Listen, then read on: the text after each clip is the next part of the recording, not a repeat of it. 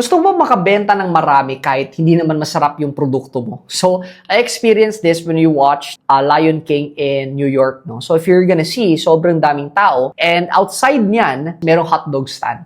And that time kasi is, the show was around 7 to 9. So, technically, hindi pa kami nag-dinner. And nung lumabas kami ng 9 to 10 plus, everyone was hungry. I noticed na maraming pila yung isang hotdog stand dito and pumila din kami and bumili kami. So at first, akala namin na masarap siguro to kasi mataas yung pila. Pero when we tasted it, it's one of the worst hotdog stands we've ever tasted. One of the worst burgers or hotdog, ang tawag dyan, bun, we've ever tasted. So here's what I realized, no? If you want customers to buy your stuff, no? And there's only one thing that you really want. It's really a hungry crowd. Okay, so you want gutom na mga tao because these people are not looking for the pinakamasarap ng mga kainan. Gusto lang nila makakain, right? So they're gonna eat what's available no matter what's the price, no matter if masarap or hindi. And most likely the reason why you're experiencing na parang bakit mahina yung benta ko, it's probably because